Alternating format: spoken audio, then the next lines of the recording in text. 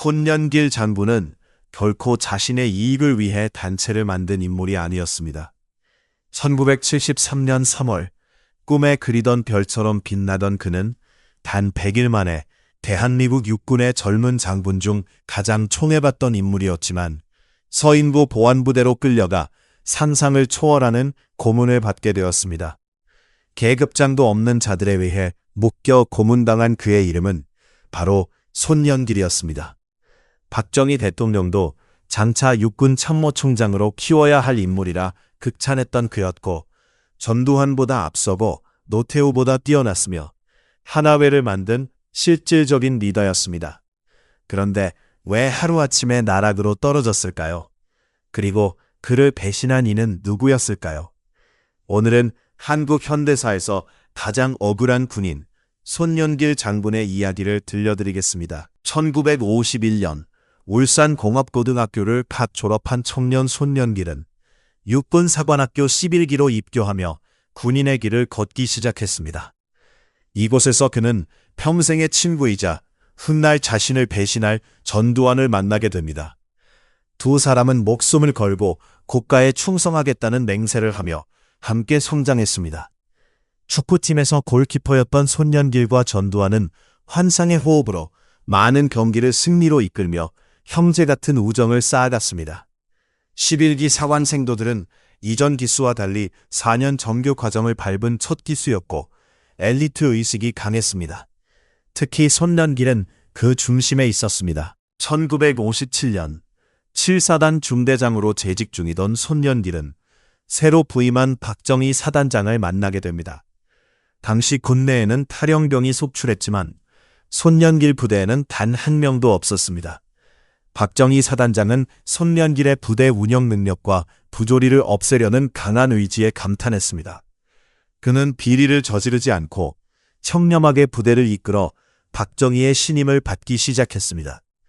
이때부터 박정희는 손년길을 눈여겨보기 시작했고 이후 두 사람의 인연은 더욱 깊어졌습니다. 1961년 5월 16일 역사적인 군사 쿠데타가 발발했을 때 손년길은 부산 지역으로 전출을 앞두고 있었습니다. 그러나 전두환에게서 급한 전화가 걸려왔고 혁명 주역들이 64기 동기들을 반혁명 세력으로 처벌하려 한다는 소식을 듣고 손년길은 곧바로 서울로 올라가 박정희 소장을 만났습니다. 그는 쿠데타를 지지한다는 의사를 전했고 박정희는 이미 상황이 끝났다며 걱정하지 말고 전속 부관이 되라고 지시했습니다. 박정희는 리볼버 권총 한 적을 선물하며 손년길을 가장 가까이에서 모시게 했습니다. 손년길은 박정희 대통령을 4년 넘게 보좌하며 청와대에서 중요한 역할을 수행했습니다.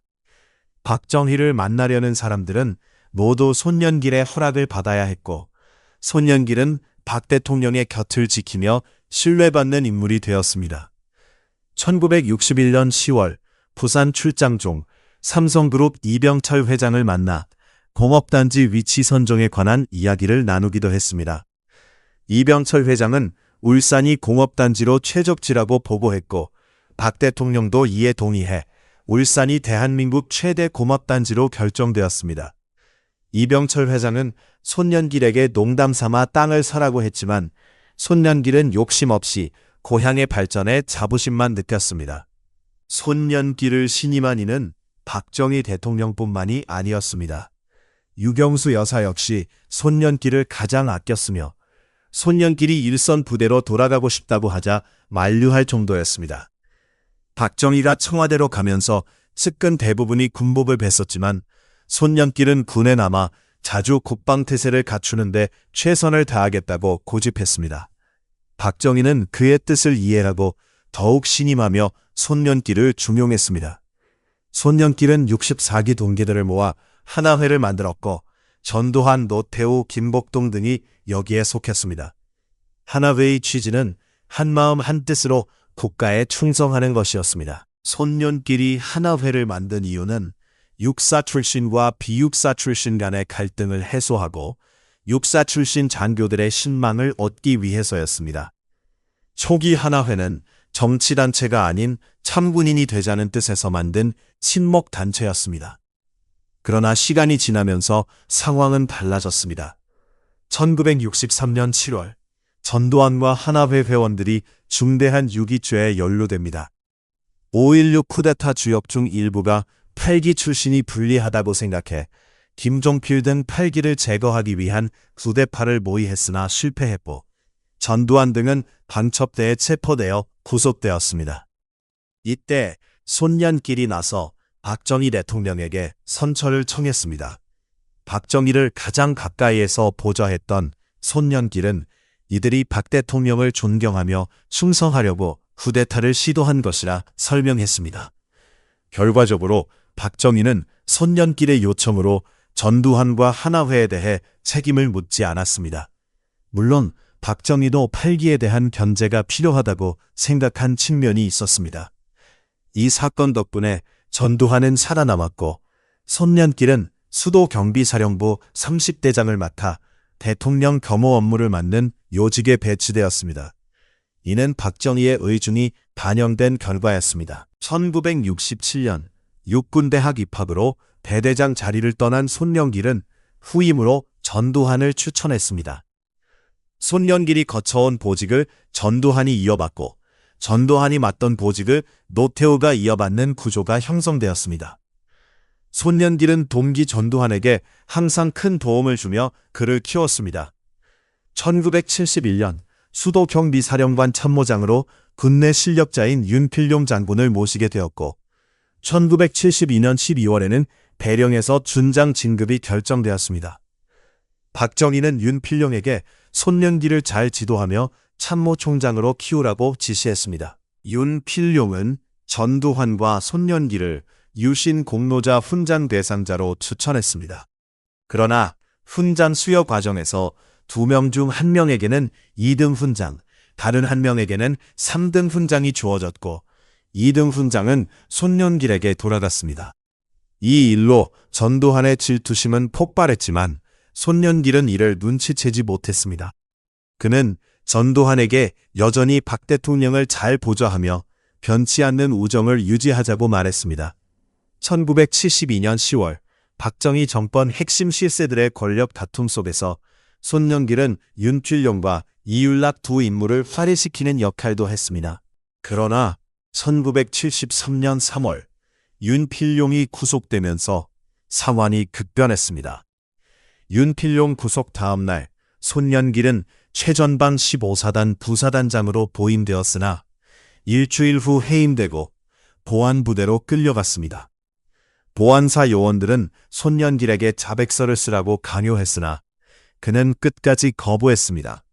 고문은 계속되었고 손년길은 자신이 더러운 군대를 떠나야겠다고 생각하면서도 박 대통령에게 배신할 수 없어 죽더라도 버텨야 한다고 마음먹었습니다.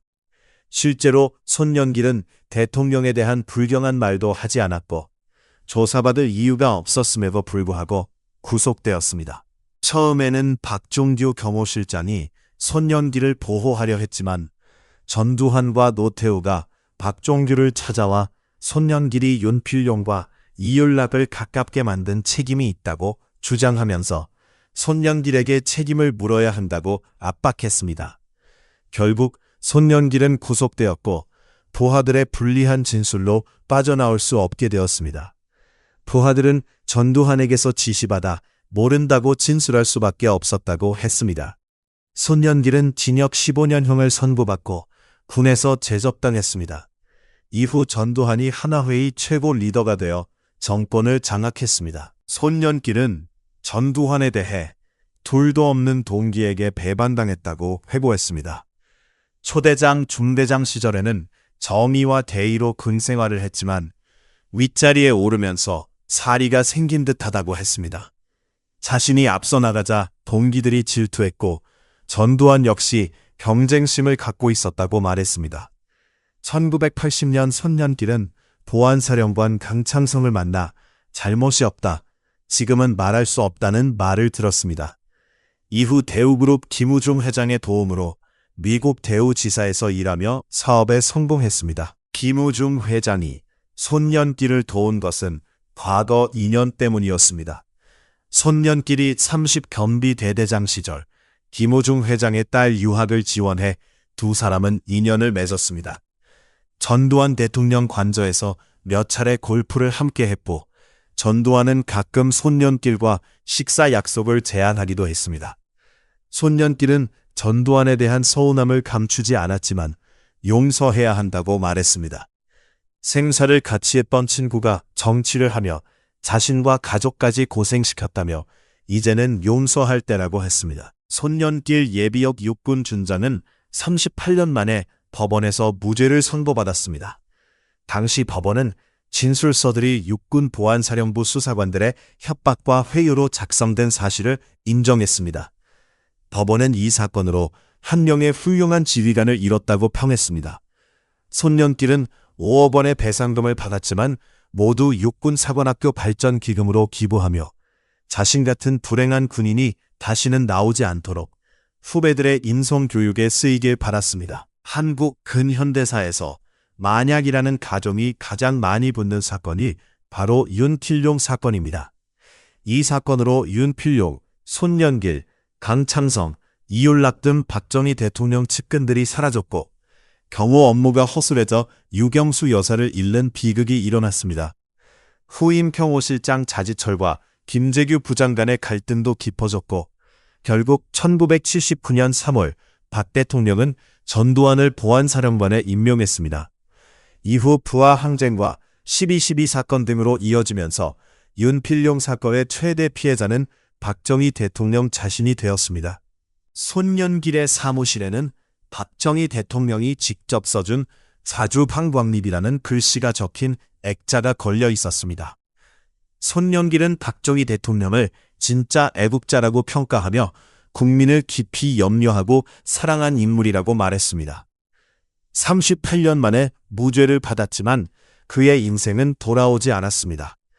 참모총장이 될 수 있었던 그는 대신 15년의 감옥 생활을 했고 배상금 5억 원도 모두 육군사관학교에 기부했습니다. 손년길의 마지막 소원은 자신과 같은 불행한 군인이 다시는 나오지 않도록 하는 것이었습니다. 역사에는 가정이 없습니다. 하지만 만약 1973년 3월 전두환과 노태우가 박종규 실장을 찾아가지 않았다면 어떻게 되었을까요? 한 사람의 배신이 대한민국의 운명을 바꿨습니다. 여러분은 어떻게 생각하시나요? 만약 손년길이 배신당하지 않았다면 한국 현대사에서 가장 크게 달라졌을 점은 무엇일까요? 자유롭게 댓글로 의견을 남겨주세요. 여러분의 한 줄 한 줄이 역사를 기록합니다. 구독과 좋아요, 알림 설정은 더 많은 분들이 이 이야기를 접할 수 있도록 큰 힘이 됩니다. 다음 영상에서 또 다른 숨겨진 역사의 진실을 전해드리겠습니다.